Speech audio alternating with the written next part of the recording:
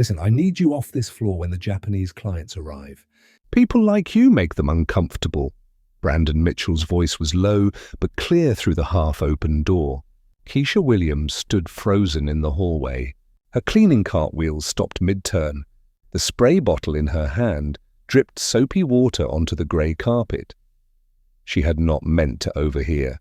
The office door was cracked open. Brandon sat at his mahogany desk. His back was to the hallway. His phone was pressed to his ear. The Seattle skyline stretched behind him through floor-to-ceiling windows. Keisha looked down at her grey janitorial uniform. The Pacific Janitorial Services logo was embroidered above her heart. Her name tag said only Keisha. No last name, no credentials, no identity beyond her function. I want all cleaning staff off floors 14 and 15, Brandon continued. His tone was matter-of-fact, business casual. Yes, all of them. Especially the ones who might make clients notice. Keisha's hands tightened on the cart handle. Her knuckles turned lighter against her dark skin. 3 years. She had cleaned these floors for 3 years. 11 at night until 6 in the morning. 5 nights every week. $19.50 per hour. She knew every office in this building. She knew which executives left half-eaten lunches in their trash cans. She knew which engineers worked past midnight debugging code. She knew the Wi-Fi password. She knew the alarm codes. She knew how to fix the temperamental coffee machine on the 14th floor. What they did not know about her could fill the server rooms humming in the basement. The elevator chimed at the end of the hallway. Keisha turned. The doors slid open. 4 men in dark suits emerged. 3 were Japanese. 1 was white American from Cascade's executive team. The lead Japanese man was perhaps 60 years old. His silver hair was perfectly styled. His posture was military straight. His colleagues carried leather briefcases and iPads. Fujitsu Corporation. The $12 million contract Brandon had been preparing for 6 weeks. The contract that would determine his promotion to senior vice president. The contract that would determine whether 20% of Cascade employees kept their jobs next quarter. Keisha moved her cart against the wall. She made herself smaller, invisible, a skill she had perfected over 3 years of night shifts. But the silver-haired man glanced at her as the group passed. Not through her, at her. His eyes met hers for exactly 2 seconds. A brief nod. Professional courtesy, Keisha nodded back. Her eyes dropped to the floor. She pushed her cart toward the service elevator. The one reserved for maintenance staff. The one that did not stop on the executive floors. In 90 minutes, that same man would become the only person in this building who truly saw her. But first, everything would have to fall apart. 2 hours earlier, the crisis had not yet begun. If you have ever felt invisible at work, this story will change everything. Subscribe now because we share stories like this every week that challenge injustice and celebrate hidden brilliance. What happens in the next will prove that expertise does not announce itself with designer suits or corner offices. Sometimes it arrives at 11 at night, wearing a grey uniform, pushing a cleaning cart. To understand what Keisha Williams was truly capable of, you need to know the story behind the woman with the cleaning cart. 5 years ago, she walked the halls of Amazon Web Services headquarters in Seattle with the confidence that came from being the best in most rooms. Her badge said Senior Security Engineer. Her salary was $142,000 annually. Her cubicle overlooked Lake Union. Her code protected customer data for 3 million businesses worldwide. Keisha had grown up in Seattle's Central District. Her mother, Dorothy Williams, had been a surgical nurse at Harborview Medical Center for 30 years. Every evening after her shift, Dorothy would come home exhausted. But she always asked the same question. "Baby, what did you learn today?" "Listen carefully, child," Dorothy would say while making dinner. "Your mind is something nobody can take from you." Not poverty, not sickness, not prejudice. They can take your job, your house, your dignity. But what you know, that is yours forever. That knowledge had carried Keisha to Howard University. She graduated summa cum laude with a degree in computer science. Carnegie Mellon accepted her for their master's program in cybersecurity. One of the top 3 programs in the United States. She earned her degree in 2 years. Microsoft hired her immediately as a security analyst. 4 years at Microsoft taught her how systems broke. 3 years at Amazon taught her how to protect them. She became a certified information systems security professional. She earned her certified ethical hacker certification. She learned Python, C++, network forensics, penetration testing. Life was perfect for exactly 7 years. Then came the diagnosis that changed everything. Dorothy Williams was 62 years old when doctors found the stage 4 breast cancer. The tumors had already spread to her lymph nodes and liver. The treatments were aggressive and expensive. Chemotherapy every 2 weeks, radiation 5 days per week, experimental immunotherapy that insurance classified as non-essential. Keisha left Amazon to become her mother's full-time caregiver. The medical bills arrived like storm clouds. $70,000 for surgery, $60,000 for chemotherapy, $45,000 for radiation, $80,000 for immunotherapy that Medicare refused to cover. Dorothy fought for 18 months. Each day cost more than most families earned in a week. Keisha sold her downtown condo, then her car, then her retirement savings. Everything except her laptop and her mother's. Dignity, Dorothy died on a Tuesday morning in March, holding Keisha's hand while machines beeped their electronic prayers around her hospital bed. The medical bills did not die with her. $380,000 in debt. Collection agencies called every morning. Bankruptcy lawyers sent letters every afternoon. Keisha found herself standing in an empty apartment with only her laptop and memories of what her life used to be. Depression hit like a sledgehammer to the soul. Some mornings, she could not remember her own name, let alone complex cybersecurity protocols. She would wake up in shelters, unsure how she had gotten there. Her mind wrapped in fog, thick as cotton. The tech industry moved on without her. New frameworks, new vulnerabilities, new certifications she could not afford to maintain. Her professional network assumed she had simply disappeared. Nobody called. Nobody checked. In Silicon Valley, absence meant irrelevance. For 2 years, Keisha Williams ceased to exist in any meaningful way.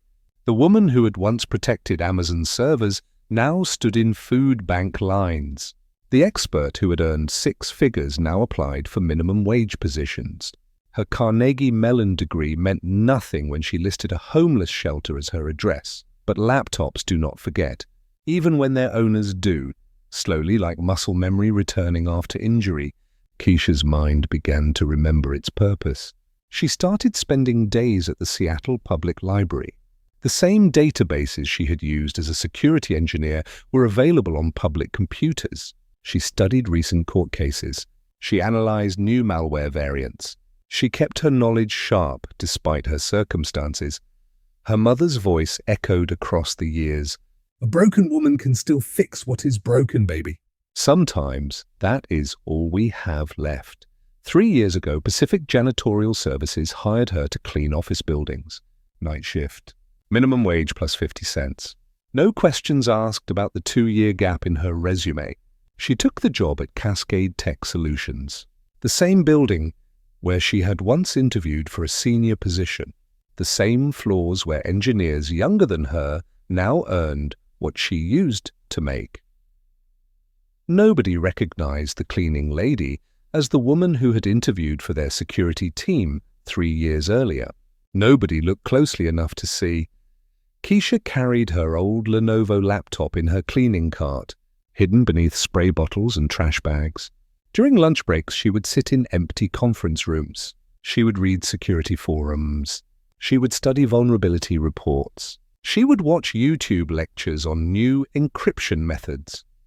Her Carnegie Mellon degree gathered dust in a storage unit she could barely afford, but the knowledge it represented lived in every keystroke. Every line of code she still wrote in her head while vacuuming executive offices. Every security flaw she noticed and said nothing about because who would listen to a cleaning lady? Her mother's laptop case sat at the bottom of her cart. Inside was a single photograph. Dorothy in her nursing scrubs, smiling despite 16-hour shifts, despite systemic racism in hospital administration, despite knowing her daughter had sacrificed everything to give her 18 more months of life. Your mind is something nobody can take from you, baby. Keisha had lost her job, her home, her savings, her professional identity. But she had never lost her expertise. It waited, patient, invisible, ready for the moment when someone finally looked closely enough to see it. That moment was exactly 45 minutes away. Friday afternoon arrived with grey clouds that matched the anxiety building in Cascade Tech Solutions. Keisha pushed her cart through the employee entrance at 1:30. Her shift did not normally start until 11 at night, but her supervisor had called that morning with special instructions. "We need you for daytime work today," Ramona had said. Her voice carried the apologetic tone of someone delivering bad news. Project room deep clean on the 11th floor. Some VIP situation upstairs. They want certain staff out of sight, Keisha understood immediately. VIP situation meant hide the black cleaning crew. Make the building look professional. Make the clients comfortable. She had swallowed her anger and agreed. She needed this job. Her son Marcus needed new shoes. The rent was due in 5 days. The 11th floor project room was a disaster. Some engineering team had spent 3 weeks prototyping a new client dashboard. Empty energy drink cans covered every surface. Whiteboard markers had bled through onto walls. Pizza boxes were stacked like architecture. Keisha started with the whiteboards. Chemical formulas, network diagrams, security protocols for client data encryption. She recognized the structure immediately. AES 256, encryption with custom key derivation. Solid approach. But the implementation had a flaw in the initialization vector generation. She almost wrote a correction on the whiteboard. Her hand moved toward the marker. Then she stopped. Nobody wanted cybersecurity advice from the cleaning lady. She had learned that lesson twice before. Once from a senior engineer who laughed. Once from a manager who complained to her supervisor. Keep your head down. Do your job. Cash your paycheck. At 2:15, the elevator chimed. Keisha glanced through the project room's glass wall. 4 men in expensive suits walked past. 3 Japanese executives. 1 Cascade vice president she recognized, Brandon Mitchell, the man whose office she cleaned every Thursday night. They moved toward the 14th floor elevator bank. Brandon was gesturing enthusiastically, playing tour guide, performing confidence. The lead Japanese executive walked with quiet dignity. His silver hair caught the fluorescent light. Keisha returned to scrubbing dried coffee rings from the conference table. At 2:20, the building's emergency notification system crackled to life. All IT staff report to the 14th floor server room immediately. Code red security incident. All IT staff to 14 immediately. Code red meant serious. Keisha had seen code yellow twice. Network outages, easily fixed. But code red meant data breach, system compromise, the kind of incident that made companies appear on the evening news. She left her cleaning supplies and walked toward the emergency stairwell, not because anyone had asked her to, but because code red situations tended to create messes that someone would need to clean up later. Better to know what she was walking into. The 14th floor server room was chaos. 8 IT engineers crowded around 3 monitors. Their faces showed the specific panic that came from problems they did not understand. Brandon Mitchell stood behind them.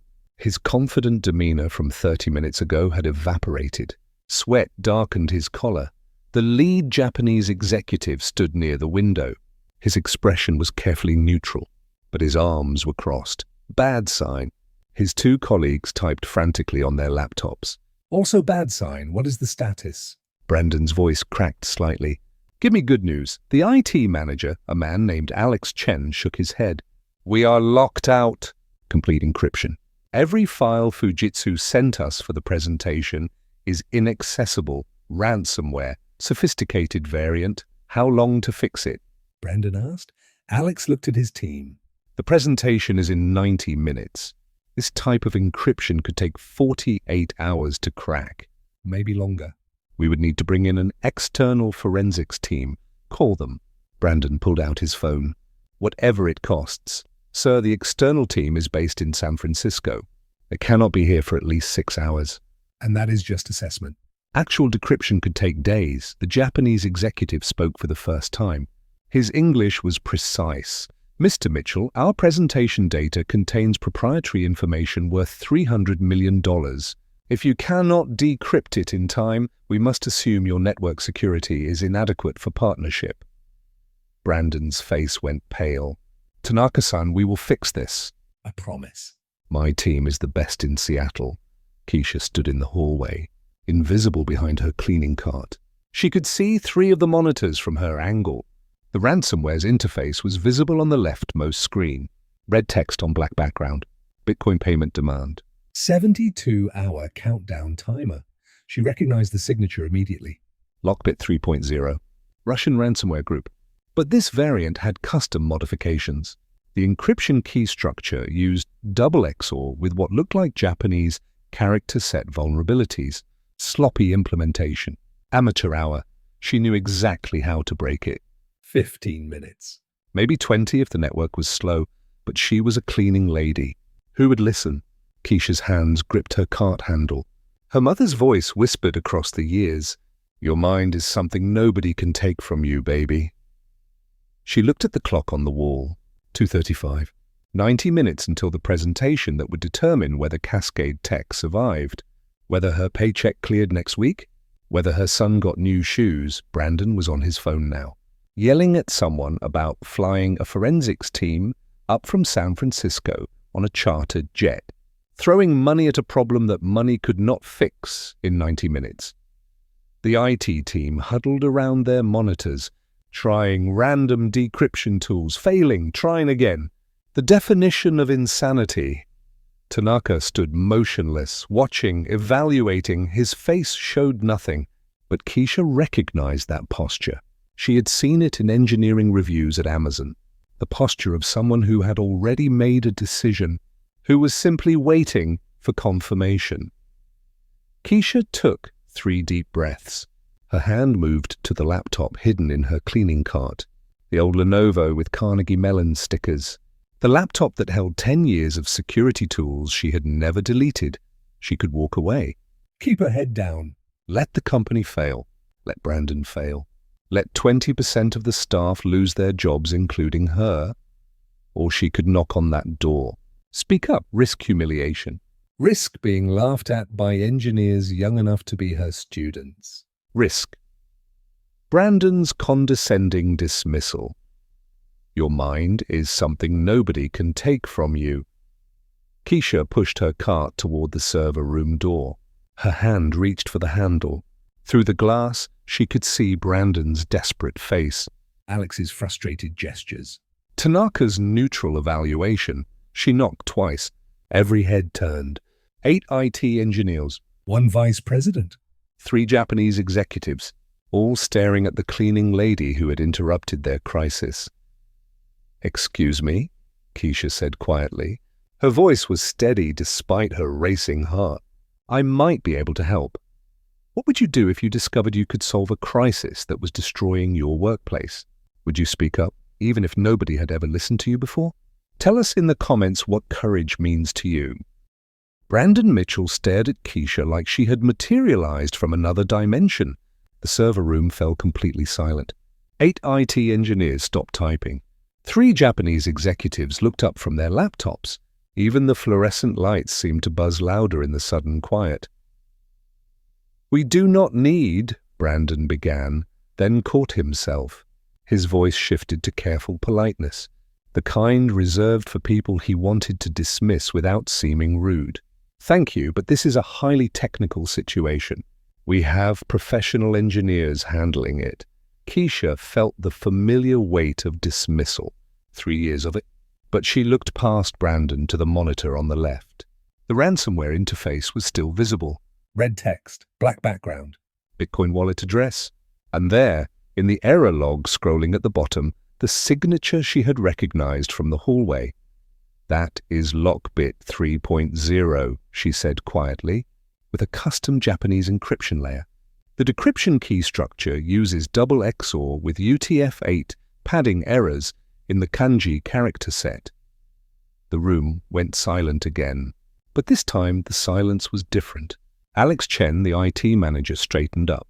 His eyes narrowed. Those were not the words of someone guessing. That was precise technical analysis. "How do you know that?" Alex asked. His tone was careful, curious rather than dismissive. Keisha's hand tightened on her cleaning cart handle. This was the moment. The cliff edge. Jump or walk away. "I have a master's degree in cybersecurity from Carnegie Mellon University. I am CISSP certified. I worked at Microsoft as a security analyst for 4 years. I worked at Amazon Web Services as a senior security engineer for 3 years." Brandon's face went through. Several expressions in rapid succession: confusion, disbelief, something approaching fear. "You are," he started, then stopped. "You clean our offices?" "Yes," Keisha said. I clean your offices. "I also understand ransomware encryption better than anyone in this room." Tanaka spoke from his position near the window. His voice was calm. "What is your name?" "Keisha Williams." "Ms. Williams," Tanaka said. "Can you decrypt our files?" Keisha looked at the monitor again. She could see the encryption wrapper, the amateur implementation, the exploitable vulnerability in how they had handled the Japanese character encoding. "Yes. Give me 15 minutes. Brandon opened his mouth, closed it, looked at his watch. The presentation was in 83 minutes. His external forensics team was still sitting in San Francisco traffic. He had no other options. "Fine," he said. The word came out strangled. "But if you make this worse..." "I will not make it worse," Keisha interrupted. She turned to Alex. "I need root access to your network. I need a terminal window." And I need everyone to stop touching the infected systems. Alex hesitated for exactly 2 seconds. Then he pulled out a chair at the center workstation. "Here, what do you need?" Keisha set her cleaning supplies aside. She pulled her old Lenovo from the cart. The Carnegie Mellon sticker caught the light. Several engineers noticed. Their expressions shifted from skepticism to interest. She sat down. Her fingers found the keyboard. Muscle memory from 10,000 hours of security work. First, she opened a terminal window. Then she navigated to the infected directory. The ransomware had encrypted 3.7 terabytes of presentation data, financial projections, technical specifications, proprietary algorithms worth hundreds of millions.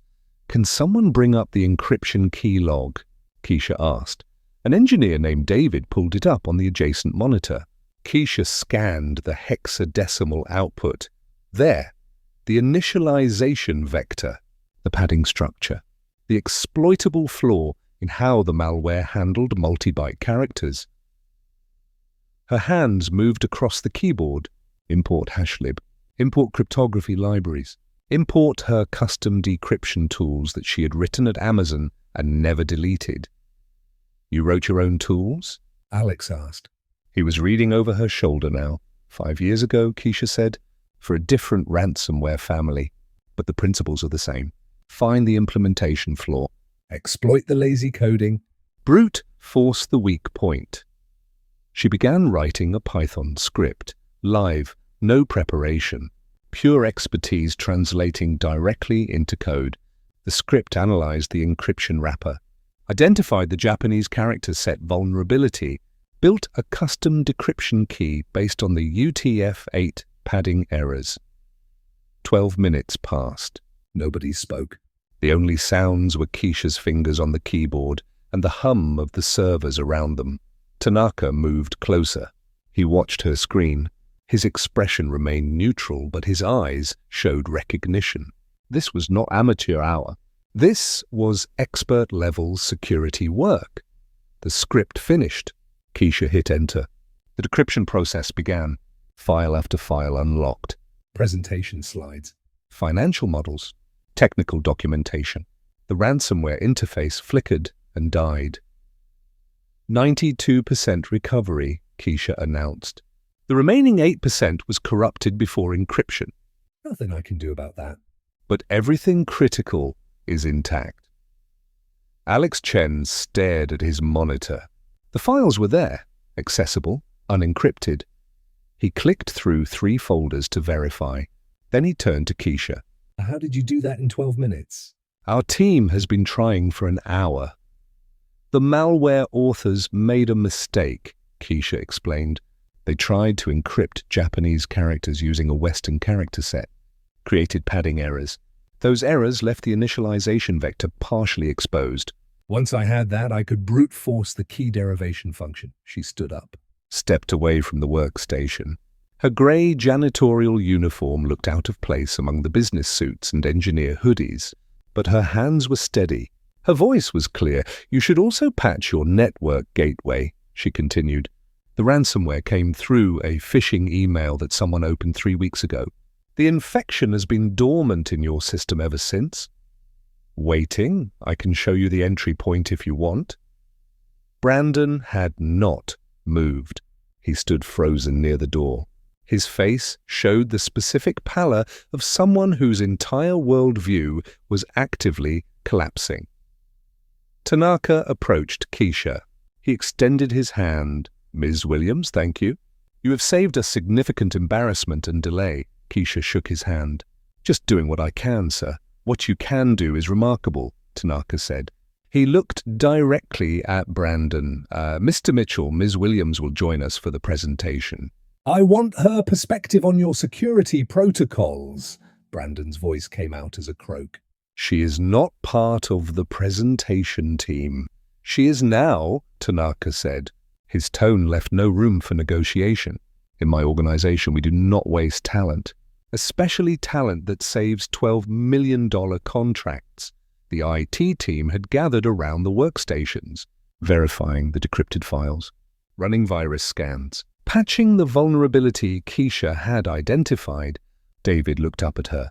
Ms. Williams, did you really work at Amazon? AWS security? 3 years, Keisha confirmed. EC2 infrastructure protection. DDoS mitigation. Penetration testing for enterprise clients. Another engineer, a young woman named Sarah, spoke up. Why are you cleaning offices? With your background, you could work anywhere. Keisha's expression showed nothing. Life happened. Medical bills, family obligations. Sometimes you take the job that is available instead of the job you want. The room fell quiet again. Every person there understood. Seattle's tech industry was brutal. One gap in your resume and you became invisible. One financial crisis and your expertise stopped mattering. Brandon cleared his throat. His voice was careful now, controlled. Ms. Williams, we should discuss your current position. Perhaps there is a better fit for your skills. Perhaps, Keisha said. Her tone was neutral. Right now we have a presentation in 68 minutes. Would you like me to review your security protocols before the clients see them? Brandon looked at Tanaka. Tanaka nodded. Yes, Brandon said. That would be, he swallowed, appreciated. Keisha gathered her laptop. Her cleaning cart sat abandoned near the door, the spray bottles and trash bags that had defined her identity for 3 years. She glanced at it. Then she followed the group toward the conference room. Behind her, Sarah whispered to David. Did that just happen? Did the cleaning lady just solve a ransomware attack that our entire team could not crack? David was still staring at the decrypted files on his monitor. I think we just learned something about making assumptions. The presentation succeeded. 90 minutes of technical demonstrations. Financial projections. Security protocols that Keisha quietly corrected during the setup phase. Tanaka and his colleagues asked detailed questions. Brandon answered most of them. But twice, he had to defer to Keisha for cybersecurity specifics. Each time, she answered with precision. No hesitation. No uncertainty. Just clear expertise that had been invisible for 3 years. By 5:30, the Fujitsu team was satisfied. Contracts would be drafted. Legal teams would review. The $12 million partnership would move forward. Brandon's promotion was secure. Cascade Tech would avoid layoffs. Everyone began packing up. Laptops closed. Tablets powered down. Handshakes and bows exchanged. The crisis was over. Keisha gathered her notes. She had scribbled security recommendations during the presentation, patches to implement, protocols to update, the kind of work she used to do every day at Amazon. The work she missed more than she had admitted to herself. "Ms. Williams," Tanaka's voice came from behind her. "May I speak with you for a moment?" "Of course, sir." Tanaka waited until the conference room emptied. Brandon was in the hallway, accepting congratulations from his executive team, performing confidence again, the crisis already becoming an anecdote about his leadership under pressure. When they were alone, Tanaka closed the door. "Ms. Williams, I must tell you something. Today's ransomware attack was partially a test." Keisha's expression did not change, but her hands stopped moving. I'm sorry, what do you mean? Tanaka pulled out his tablet. 3 weeks ago, my security team sent Cascade Tech an encrypted email. It contained a simulated vulnerability assessment, a standard test for potential partners. We wanted to see if your IT department could identify and respond to sophisticated threats. He turned the tablet toward her. The email header was visible. Sent November 3rd. Subject line, pre-partnership. Security assessment confidential. Your IT manager classified it as spam. Tanaka continued. Deleted it without opening the encrypted attachment. This told me your organization does not take security warnings seriously, Keisha remembered. 3 weeks ago, cleaning the 11th floor IT offices. Alex Chen's voice from his office. Another phishing email from Japan. Just delete these. She had seen the printed copy in his trash can. Had recognized the Fujitsu logo. Had read enough to know it was legitimate. I saw that email, Keisha said quietly. In a trash can. I thought about saying something. But who listens to the cleaning lady? Tanaka nodded. That is precisely my point, Ms. Williams. Your company had the expertise to recognize that warning. You were here, you knew. But your organization's structure made your knowledge irrelevant. He put the tablet away. Then today, a real ransomware exploited the exact vulnerability we warned you about. Your IT team could not solve it. But you did. In 12 minutes, Keisha felt something shifting. The story was more complex than she had understood. Today was not random. It was engineered. A test that Cascade had failed. And passed simultaneously. There is something else, Tanaka said. 6 months ago, I visited this office for preliminary discussions. I was in your employee break room. I had a network configuration problem, frustrated, unable to connect to our Tokyo servers. Keisha's breath caught. She remembered. The silver-haired Japanese executive. The network error on his laptop. The problem she had recognized immediately. The solution she had written on a napkin because speaking felt too bold. You left me a note, Tanaka continued. On a napkin. Check proxy settings. Port 8080 conflict. I fixed the problem in 30 seconds.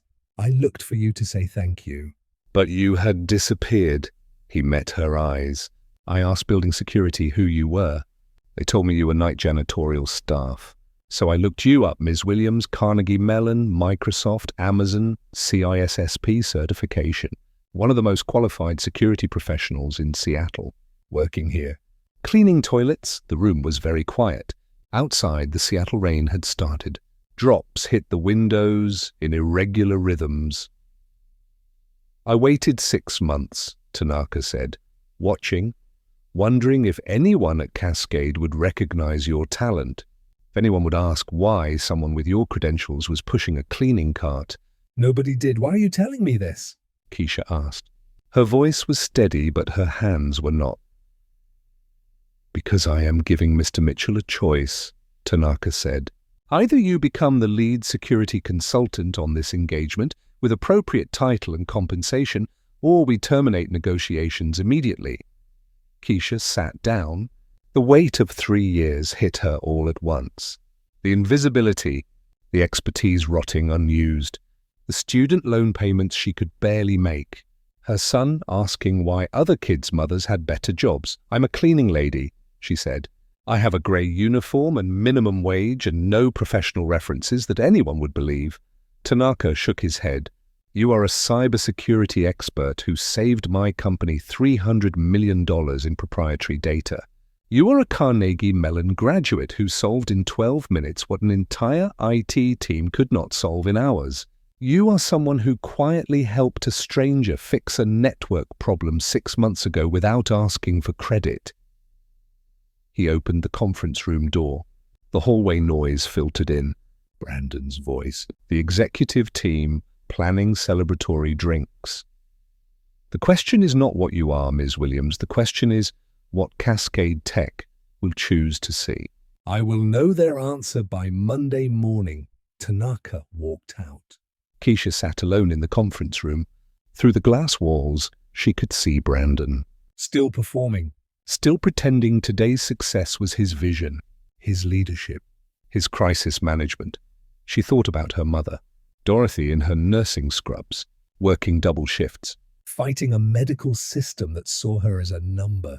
Dying with dignity despite everything trying to strip it away. Your mind is something nobody can take from you, baby.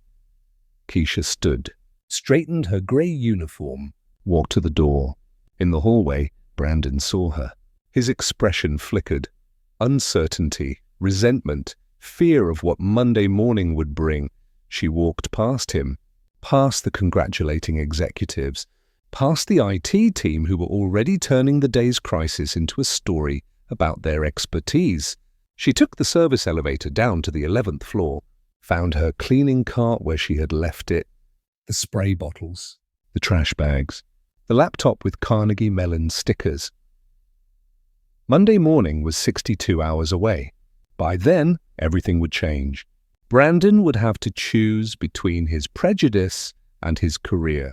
Cascade Tech would have to decide what expertise looked like, and Keisha would have to choose whether to accept recognition that came 3 years too late.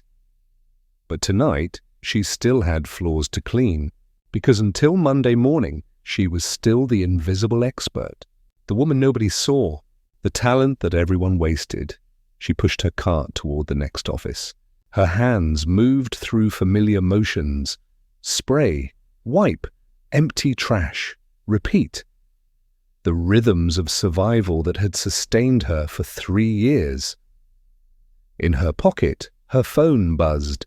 A text from her son Marcus. Mom, when you coming home? I got an A on my computer science test. Teacher says I am really good at this stuff, Keisha smiled. Typed back, coming home soon, baby. And yes, you are really good. Just like your mom. She put the phone away. Finish cleaning the 11th floor. Then the 12th. Then the 13th. By midnight, she had reached the 15th floor. The executive suite.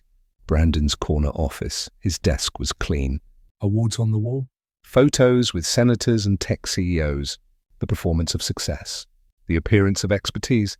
Everything Keisha had once had. Everything she had lost. Everything she might get back. She cleaned his office with the same care she always did. Because professionalism did not require recognition. Expertise did not require validation. And dignity could survive even when nobody was watching. At 6 in the morning, her shift ended. Keisha punched out, drove her old Honda Civic home, collapsed into bed, slept for 6 hours, woke up to her son making breakfast, cereal and orange juice. The simple rituals of survival. Monday was coming. Change was coming. Justice was coming. But first, she had to make it through the weekend. 1 minute at a time, one breath at a time, one choice at a time, the way she had survived everything else. Monday morning arrived with clear skies, unusual for November in Seattle. Keisha drove to Cascade Tech at 9 o'clock. Not 11 at night. 9 in the morning. Her supervisor, Ramona, had called Sunday evening.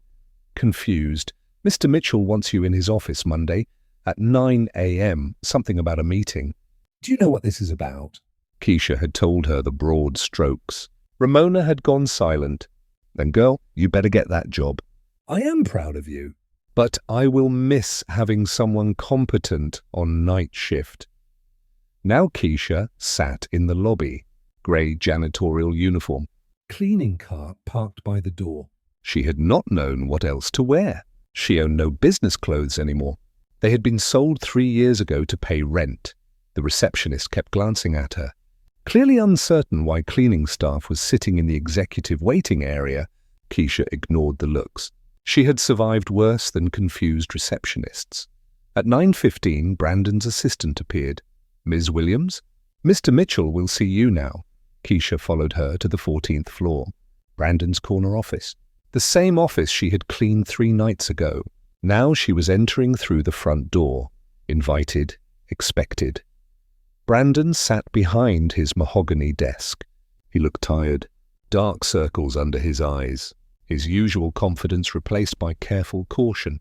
Standing near the window was someone Keisha did not recognize, a black woman in her 50s, expensive suit, confident posture. "Ms. Williams," Brandon began, "thank you for coming. This is Patricia Henderson, our Chief Human Resources Officer." Patricia extended her hand. Keisha shook it. "Ms. Williams, I have spent the weekend reviewing your background. Carnegie Mellon, Microsoft, Amazon, your credentials are extraordinary." "Thank you," Keisha said. She remained standing. Nobody had offered her a chair. Patricia glanced at Brandon, then back to Keisha. "I apologize that it took a crisis for us to discover your qualifications. That represents a failure in our organizational structure." Keisha said nothing, waited.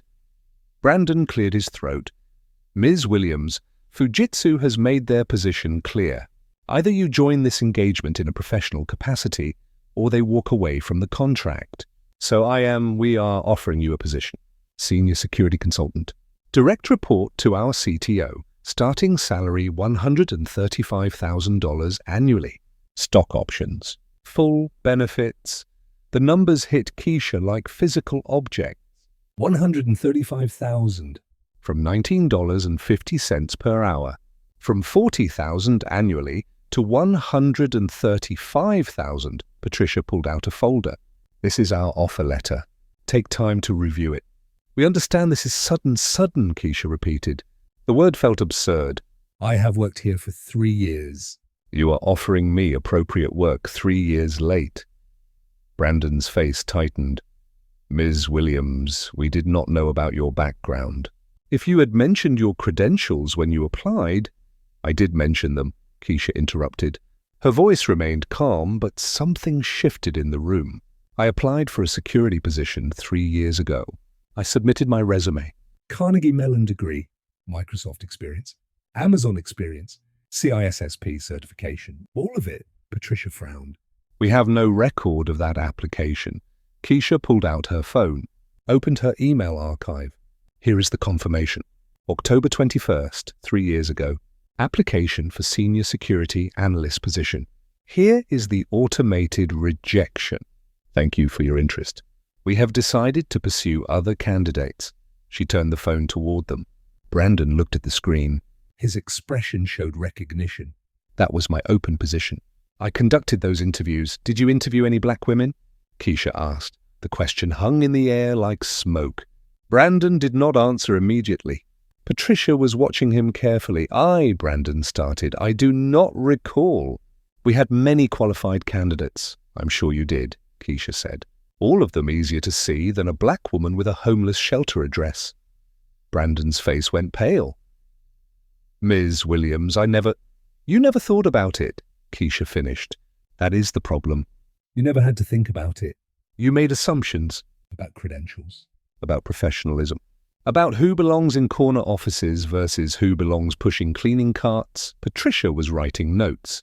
Her expression was unreadable. 3 weeks ago," Keisha continued, "I saw an important email in a trash can. A security warning from Fujitsu. I recognized it was legitimate. I said nothing because nobody listens to cleaning ladies. 6 months ago, I helped a visiting executive fix a network problem. I left an anonymous note because speaking to him directly felt inappropriate for someone in my position." She met Brandon's eyes. "I have been here for 3 years, watching, helping, staying invisible because you created an environment where my expertise was worthless unless it wore the right uniform." The office was completely silent. Outside, Seattle continued. Traffic, construction, life. Inside, systems were being examined. Patricia closed her notebook. "Ms. Williams, you're right. This organization failed you multiple times. The question now is whether we can correct that failure. Keisha looked at the offer letter on the desk. $135,000. Corner office. Professional respect. Everything she had lost. Everything she deserved, but the offer came from Brandon. The same man who had told facilities to hide people like her from clients. The same man who had dismissed her for 3 years. The same man who was offering opportunity now only because a client demanded it. I have a question, Keisha said. If Fujitsu had not made their ultimatum, would you be offering me this position? Brandon hesitated. That silence was the answer. Patricia spoke carefully. Ms. Williams, I cannot change the past, but I can ensure your future here is equitable. You would report directly to our CTO, not to Mr. Mitchell. Your performance reviews would be independent. Your team would be yours to build. Keisha picked up the offer letter. Read through it. The salary, the benefits, the stock options, the title that matched her expertise. Everything she needed. Everything her son needed, but also everything she had earned 3 years ago. Delayed by prejudice, by assumptions, by systems that made talent invisible when it wore the wrong skin color. I will accept on 3 conditions, Keisha said. First, you conduct an audit of your hiring practices. Every rejection letter from the past 5 years. Every demographic that gets filtered out before interviews. Patricia nodded, agreed. Second, you establish a program for internal talent recognition. How many other people in this building have expertise you are wasting? How many janitors have engineering degrees? How many security guards have military intelligence backgrounds? Find them, Patricia wrote quickly. Agreed. What is the third condition? Keisha looked at Brandon. The third condition is that Mr. Mitchell personally explains to the next black applicant why their credentials matter, why their expertise deserves recognition regardless of what they look like. Brandon's jaw tightened, but he nodded. Agreed. Keisha signed the offer letter. Her signature looked strange after 3 years of invisibility. Keisha Williams, CISSP, a title that meant something again. When do I start? She asked. Today, Patricia said. We have a lot of work to do. Keisha's first day as senior security consultant began in a 14th floor conference room. Patricia Henderson had assembled the security team, 8 engineers, all younger than Keisha, 6 white, 1 Asian, 1 Latino, 0 black. They stared at her with expressions ranging from curiosity to skepticism. She still wore her grey janitorial uniform. Her new business clothes would not arrive until Wednesday. Patricia had offered to delay the start date. Keisha had refused. Let them see where I came from, she had said. Let them remember that expertise does not require the right outfit. Good morning, Patricia began. This is Keisha Williams. She will be leading our security operations for the Fujitsu engagement. She has a master's degree in cybersecurity from Carnegie Mellon, CISSP certified, 10 years of experience at Microsoft and Amazon. One of the engineers raised his hand. David, the same engineer who had been in the server room Friday. Ms. Williams, I watched you decrypt that ransomware in 12 minutes. That was the most impressive security work I have ever seen live. Thank you, Keisha said. She moved to the whiteboard. Today we are going to audit every system Fujitsu will access. I found 17 vulnerabilities during Friday's presentation. We have 6 days to patch them before the contract goes live. 17. Alex Chen looked startled. We run security scans monthly. Your scans are checking for known vulnerabilities, Keisha explained. I am checking for logical flaws, implementation errors, the kind of weaknesses that do not show up in automated tools. She began drawing network diagrams. Her handwriting was clear and precise, years of teaching at Amazon coming back, each vulnerability explained, each patch defined. The room fell silent except for the scratch of her marker on the whiteboard. After 90 minutes, she set down the marker. Questions? Sarah, the young engineer, raised her hand. Ms. Williams, why were you cleaning offices? With your skills, you could work anywhere in Seattle? The room tensed. Patricia started to intervene, but Keisha held up her hand. 3 years ago, my mother died of cancer. The medical bills bankrupted me. I lost my home, my savings, my professional network. When you have a homeless shelter as your address, nobody calls you back for interviews. So I took the job that was available. She met each engineer's eyes. The tech industry talks about meritocracy, but merit requires visibility, and visibility requires privilege. Some of us have to work twice as hard just to be seen at all. The room was completely silent. Several engineers looked uncomfortable. Good. Discomfort meant learning. But now I am here, Keisha continued, and we have work to do. Fujitsu is paying $12 million for security they can trust. We are going to give them security they can stake their company on. Understood? Understood, the team replied. The rest of the day passed in technical work, system audits, penetration testing, code reviews. Keisha moved through it with the confidence of someone who had never lost her expertise. Only her opportunity. At 5 o'clock, the team began packing up. Keisha stayed. Old habits from Amazon. The work was never truly finished. Always one more vulnerability. One more test. One more line of code to secure, Ms. Williams. David appeared in the doorway. Can I ask you something? Of course. How did you keep your skills sharp? 3 years without professional work. Most people would have fallen behind. Keisha smiled. Libraries have free internet. YouTube has free courses. GitHub has free repositories. Knowledge is not expensive. Opportunity is expensive. David nodded slowly. I am going to remember that. After he left, Keisha sat alone in the conference room. Through the windows, Seattle glowed in the evening light. The same city where she had once been successful, then homeless, now successful again. But different, harder, more aware of how fragile success could be. Her phone buzzed. Marcus. Mum, when are you coming home? I want to hear about your first day. Keisha gathered her things, the old Lenovo laptop, the notes she had written, the ID badge that now said her full name and title.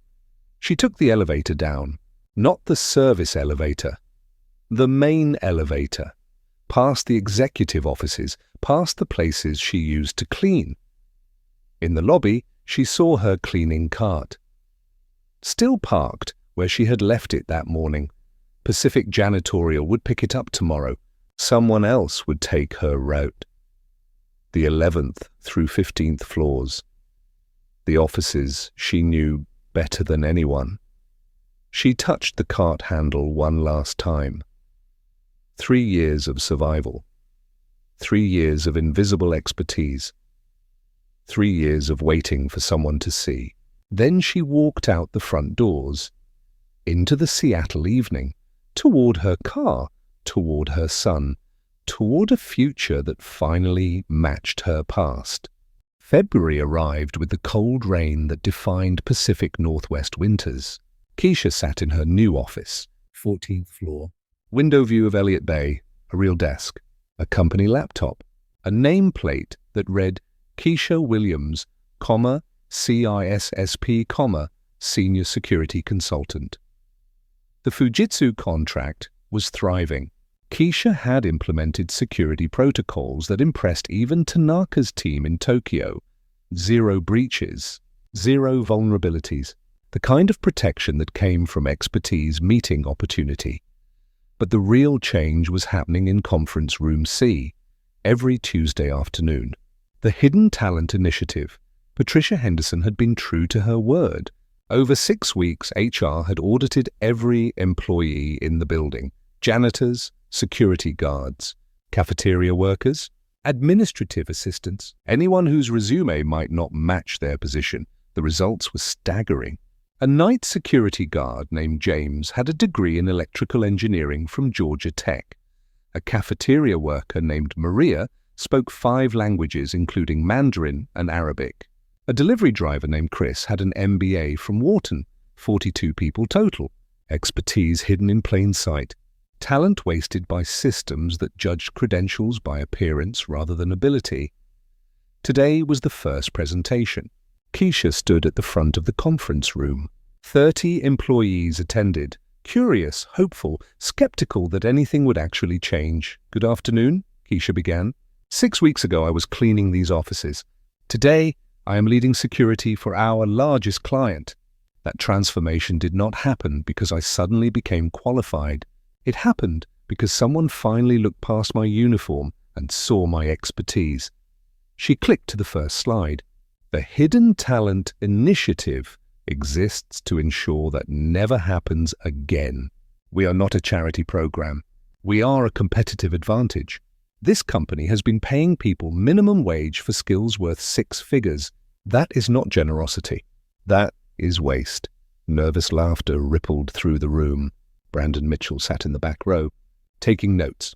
Part of his agreement with Patricia, he attended every session, learned to recognize his own blind spots.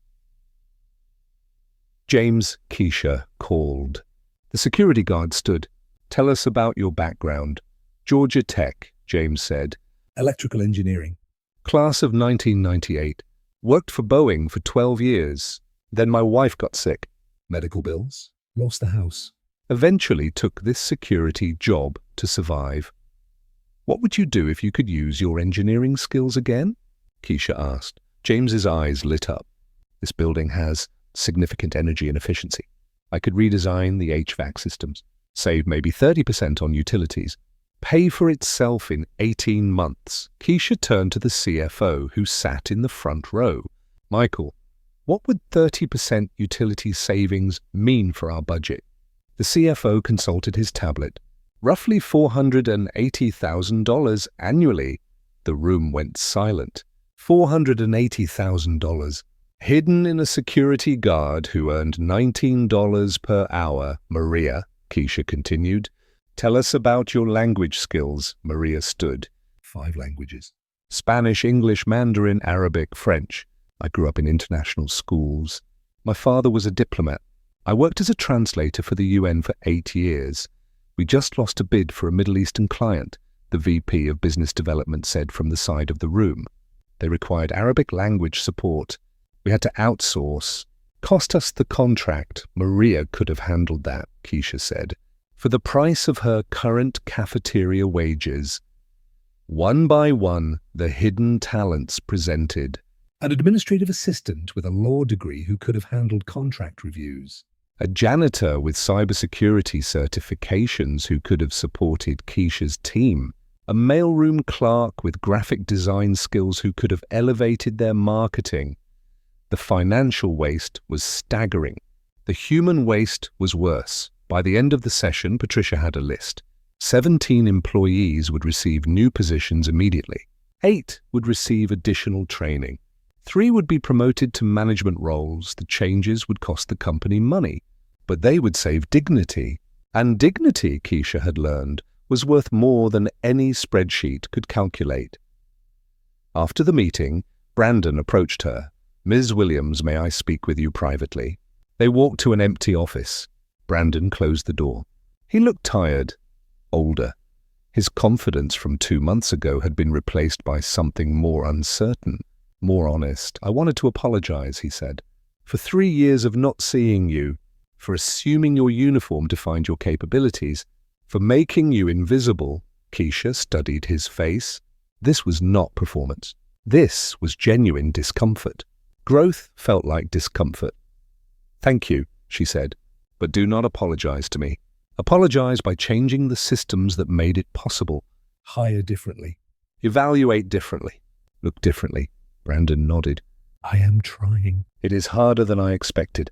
Recognizing my own biases." "That is because you never had to recognize them before," Keisha said. "That is called privilege.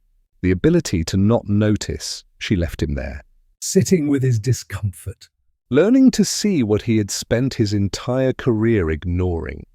Summer brought sunshine to Seattle. a rare gift in a city defined by rain.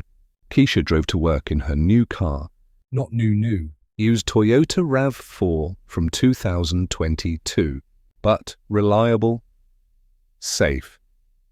The kind of car that did not break down on the highway. Her apartment had changed too. Fremont neighborhood, 2 bedrooms. Marcus had his own space, room for his computer, his coding projects, his dreams of following his mother into technology. The student loans were down to $35,000, still significant, but manageable. For the first time in 3 years, Keisha could imagine a future without debt crushing her. But the real change was not financial. It was psychological. She woke up without dread.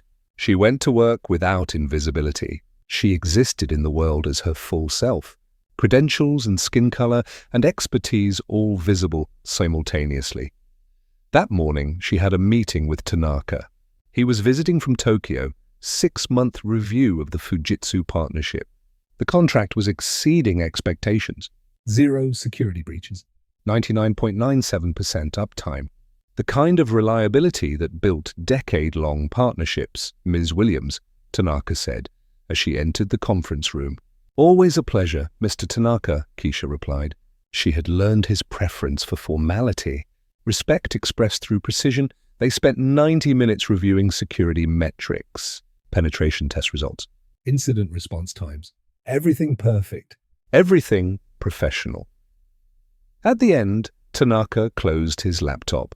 Ms. Williams, I have a question that is not about security protocols. Of course, 6 months ago you were cleaning offices. Today you are one of the most respected security consultants in our partnership.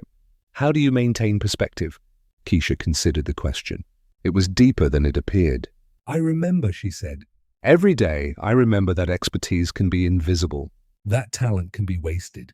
That systems often fail. People who do not fit expected patterns. She met his eyes. And I remember that someone saw me. You saw me. When everyone else looked past the uniform, you looked at the person. That changes someone, permanently. Tanaka nodded. In Japan, we have a concept called mottainai. It means regret over waste. Your company was wasting tremendous talent. My ultimatum was not generosity. It was good business. Waste is always expensive, Keisha smiled. You are right. But good business does not always account for dignity. You gave me back something I had lost. That goes beyond profit margins. After Tanaka left, Keisha returned to her office. Emails waited. Security audits. Team meetings. The normal chaos of professional work. She loved every minute. At lunch, she walked to the cafeteria. Maria was no longer working there. She had been promoted to international client relations. $48,000 annually, using all 5 languages. But Keisha still ate lunch in the cafeteria. Old habits. Plus, the food was better than she remembered. Ms. Williams, a voice said. May I join you? Keisha looked up. A young black woman. Maybe 25. Nervous expression. ID badge that said visitor. Of course, Keisha said. What brings you to Cascade? I have an interview, the woman said. Junior security analyst position. I saw your story online. About how you went from cleaning to senior consultant. I wanted to meet you. Keisha set down her fork. What is your name? Aisha Thompson. I have a degree in cybersecurity from University of Washington, but I have been working retail for 2 years. Nobody calls me back for tech interviews. Why not? Aisha hesitated. I do not have a permanent address. I have been staying with friends. Rotating couches. Saving money. But employers see that on my background check and assume I am unreliable. Keisha felt something shift, history repeating, talent wasted by assumptions. But this time, she had power to change it. What time is your interview? 2 o'clock. Come to my office at 1:30. I will walk you there. Introduce you to the hiring manager. Make sure they see your credentials before they see anything else. Aisha's eyes filled with tears. Why would you do that? Because someone did it for me, Keisha said. And because waste is expensive. Your talent is worth more than a couch address. At 1:30, Aisha appeared at Keisha's office. Keisha walked her to the interview, introduced her to Alex Chen, who was now Director of Security Operations. Alex, this is Aisha Thompson. University of Washington Cybersecurity Program. She is interviewing for the junior analyst position. I am personally recommending her. Alex looked at Keisha. Then at Aisha, then back to Keisha. If you recommend her, that is enough for me. Let us talk. Keisha left them there. Walked back to her office, sat down at her desk, looked out the window at Seattle stretching toward the horizon. The same city where she had once been invisible. The same streets where she had survived. The same systems that had failed her, but different now because she was inside the system. Changing it. One interview at a time. One recommendation at a time. One person at a time. Her phone buzzed. Patricia. Aisha got the job. Alex says she is exactly what we need. Thank you for the referral, Keisha smiled. Typed back. Thank you for building a system that values referrals from people who used to clean your offices. Justice did not arrive in dramatic moments. It arrived in small choices, compound interest on dignity, returns that accumulated over years. November returned, 1 year exactly since the day everything changed. Keisha stood in the Seattle Convention Center. 3,000 people filled the ballroom. The Pacific Northwest Technology Conference, annual gathering of the region's tech leaders.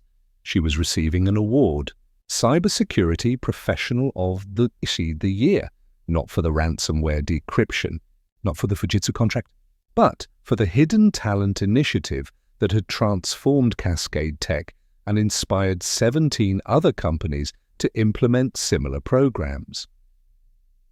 In 1 year, the initiative had identified and promoted 42 employees, saved Cascade over $2 million in outsourcing costs, generated $4 million in new contracts from previously missed opportunities. But, more importantly, it had restored dignity to people who thought they had lost it permanently. The MC called her name. Keisha walked to the stage. 2,000 people stood. Applause filled the massive room. She looked out at the crowd, saw familiar faces, Tanaka in the third row, Patricia and Alex near the front, David and Sarah from her security team, James, the former security guard who now led facilities engineering, Maria, now handling Arabic language clients, and in the back, Brandon Mitchell, still learning, Still growing. still uncomfortable. Good, thank you, Keisha began. Her voice was steady, confident. A year ago I was cleaning offices in this city, earning $19.50 per hour. Invisible to everyone around me. But I was not unskilled. I was not unqualified. I was unseen. The room was completely silent. This award represents something bigger than cybersecurity excellence. It represents what happens when systems start valuing people over appearances, when companies start measuring talent by capability rather than credentials that fit expected patterns. She paused. Let the moment settle. In this room, there are probably people like I was, catering staff with engineering degrees, Security personnel with MBA credentials. janitors with language skills, people working jobs that undervalue their expertise because the system failed to see them. She looked directly at the audience. I challenge every leader here. Go back to your companies. Audit your workforce. Find the hidden talents. Not because it is charitable, Because it is smart business. Because waste is always expensive. because dignity generates returns that compound over decades. The applause started before she finished. Building, sustained. 3,000 people recognizing truth when they heard it. After the ceremony, reporters gathered. Questions about the initiative, about her personal story, about the broader implications for tech industry hiring practices. One reporter asked the question she had been expecting. Ms. Williams, do you have any resentment toward Cascade Tech for the 3 years you spent cleaning their offices? Keisha considered carefully. Resentment is expensive. It costs energy better spent building solutions. Do I wish they had recognized my expertise sooner? Yes. Am I grateful they eventually did? Also yes. Both things can be true simultaneously. She continued, the real question is not whether I resent the past. The question is whether we build a future where talent is visible regardless of circumstances, where expertise is recognized regardless of appearance, where dignity is standard rather than exception. The interviews lasted 2 hours.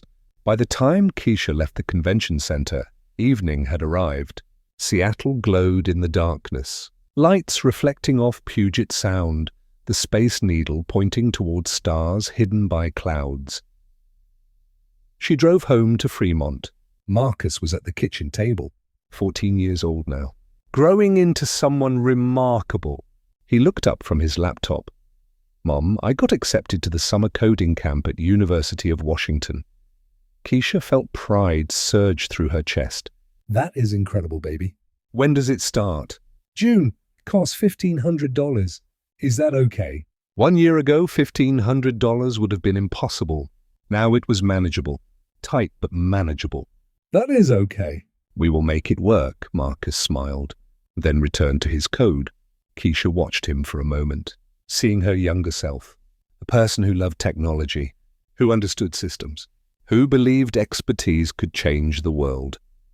She walked to her bedroom, changed out of her award ceremony clothes, put on comfortable sweats, returned to the kitchen, made dinner, simple, pasta, salad, the rituals of normal life that felt extraordinary after years of instability. Her phone buzzed. Email from Tanaka. Subject line, opportunity. "Ms. Williams, Fujitsu is expanding our North American operations. We need a director of security for our Seattle office. $195,000 annually. I immediately thought of you. Would you be interested?" Keisha read the email twice. 195,000. Director level. Leading an entire department. The kind of position she had dreamed about at Carnegie Mellon. The kind of career that medical bills had derailed. She thought about Cascade Tech, the hidden talent initiative, the people she was helping, the systems she was changing. Leaving would mean abandoning that work, but staying would mean limiting her own growth. And growth, she had learned, was not selfish. It was necessary. You could not lift others if you stopped climbing yourself. She typed a response. "Mr. Tanaka, I am very interested. Can we schedule a call to discuss details?" She hit send, then set down her phone, looked around her small apartment. The life she had rebuilt from nothing, the dignity she had reclaimed, the future that finally matched her capabilities. Tomorrow would bring decisions, negotiations, new challenges. But tonight, she was simply Keisha Williams, mother, professional, survivor, someone who had been invisible and became undeniable, someone who proved that expertise never disappears, just waits for the right eyes to finally see it. 2 years after the ransomware incident, Keisha Williams stood in front of a congressional committee in Washington, D.C. The House Committee on Workforce Development had invited her to testify about employment discrimination and hidden talent. She wore a tailored navy suit, professional, confident, the uniform of someone who belonged in rooms where decisions were made. But she carried something else. Her old grey janitorial uniform, folded carefully in her briefcase. Congresswoman Martinez called the hearing to order. "Ms. Williams, thank you for joining us. Please share your story with the committee." Keisha opened her briefcase, pulled out the grey uniform, laid it on the table in front of her. 5 years ago, I wore this to work. I cleaned offices at a tech company in Seattle.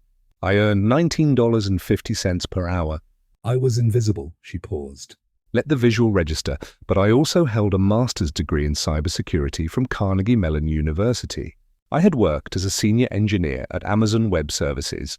I had certifications that qualified me for 6-figure positions. None of that mattered because medical debt had destroyed my economic stability. And in America, poverty erases expertise. The committee members leaned forward. This was not standard testimony. Today, I am Director of Security for Fujitsu North America. I earn $210,000 annually. I lead a team of 32 security professionals. I am testifying before Congress. The only thing that changed was visibility. My expertise never disappeared. Society just refused to see it. She outlined the Hidden Talent Initiative, The 68 people promoted at Cascade Tech, the $8 million in value recovered from wasted talent, the 17 companies that had implemented similar programs. But here is what the data cannot show, Keisha continued. The single mother who stopped choosing between rent and food. The veteran with PTSD who finally found work that matched his intelligence training. The immigrant with a foreign medical degree who now reviews health policy instead of cleaning hospitals. She held up her old uniform again. This represents the largest untapped resource in American economy. Not natural resources. Not financial capital. Human dignity. Expertise that exists everywhere but remains invisible because we judge capability by appearance rather than evidence. Congresswoman Martinez asked the critical question, Ms. Williams, what policy changes would address this systemic invisibility? Keisha had prepared for this. First, prohibit criminal background and address checks until after initial interviews. Let employers evaluate skills before circumstances. Second, require large employers to conduct annual talent audits. Find the hidden expertise already on payroll. Third, provide tax incentives for promoting from within based on skills rather than traditional credentials. She continued, but policy cannot fix prejudice. That requires cultural change. Requires people in power to examine their assumptions about who looks qualified, who sounds professional, who deserves opportunity. The hearing lasted 3 hours. Other witnesses testified, employment experts, corporate executives, union representatives. But Keisha's grey uniform remained on the table throughout. A physical reminder that dignity existed everywhere, waiting to be recognized. Afterward, reporters gathered. Questions about legislation. About corporate responsibility. About her personal journey. One reporter asked, Ms. Williams, some critics say your story is exceptional, that most people in low-wage jobs do not have hidden credentials. How do you respond? Keisha smiled. That question reveals the assumption we need to challenge. You are right that not every janitor has a graduate degree, but every janitor has knowledge, experience, capabilities that their wages do not reflect. The construction worker understands physics. The cafeteria cook understands chemistry. The security guard understands risk management, she continued. We have confused credentials with expertise, confused degrees with capability, confused economic stability with intelligence. That confusion costs our economy billions in wasted talent. But more importantly, it costs human beings their dignity. And dignity, unlike profit, cannot be measured on spreadsheets. The press conference ended. Keisha returned to her hotel. Tomorrow she would fly back to Seattle, back to her team at Fujitsu, back to Marcus, who was now applying to colleges, back to the life she had rebuilt through expertise that refused to stay invisible. She hung the grey uniform in her closet. She kept it always. Not as a trophy. As a reminder, success was not linear. Dignity was not guaranteed. Expertise was not always visible. But truth persisted. Even when buried. Even when ignored. Even when society tried to classify it as worthless. Her mother's words echoed across the years. Your mind is something nobody can take from you, baby. Dorothy Williams had been right. Medical bills took their home. Cancer took her life. Poverty took stability. But knowledge remained, waiting, patient, ready for the moment when someone finally looked closely enough to see it. Keisha opened her laptop. Emails from congressional staffers, policy drafts, requests for consultation. The work of changing systems was slow, incremental, frustrating, but necessary. She thought about Aisha, the young woman she had helped get hired 3 years ago, now a senior analyst, mentoring others, paying forward the visibility someone had given her. She thought about James, the security guard with the engineering degree, now redesigning building systems across Seattle, saving companies millions, finally using expertise that had been wasted for years. She thought about the thousands of people still invisible, still cleaning offices with unused degrees, still working security with military intelligence training, still serving food with language skills that could open international markets. The work was not finished, would never be finished. Because systems resisted change. Because prejudice was easier than recognition. Because seeing people fully required effort that most were unwilling to invest. But Keisha had learned something during her years of invisibility. Persistence compounds. Small changes accumulate. One person recognized leads to another, then another. Then systems start shifting. Justice did not arrive in dramatic moments. It arrived in incremental victories. One interview, one promotion, one moment of visibility that expanded to include others. She closed her laptop. Tomorrow would bring new battles, New people to see. new systems to change. But tonight, she was simply grateful. For Tanaka's willingness to look past a uniform, for Patricia's commitment to systemic change, for her own refusal to let expertise disappear into invisibility. The grey uniform hung in the closet, silent witness to transformation. From $19.50 to $200,000, from invisible to undeniable, from surviving to thriving, but more than that, from isolated to connected, from silenced to amplified, from written off to writing policy, the uniform would stay with her always, carried to every speaking engagement, every congressional testimony, every interview, physical proof that expertise existed everywhere. That dignity deserved recognition. That human value transcended economic circumstance. If this story has opened your eyes to the hidden expertise around you, share it with someone who needs to understand that judging people by their circumstances means missing their potential. Subscribe to our channel for more stories that challenge how we see worth, dignity, and human capability. What hidden talents have you overlooked in people because of their situation? Tell us in the comments. Your awareness might change someone's life. The Constitution guarantees equal protection under law, but Keisha Williams had learned something deeper.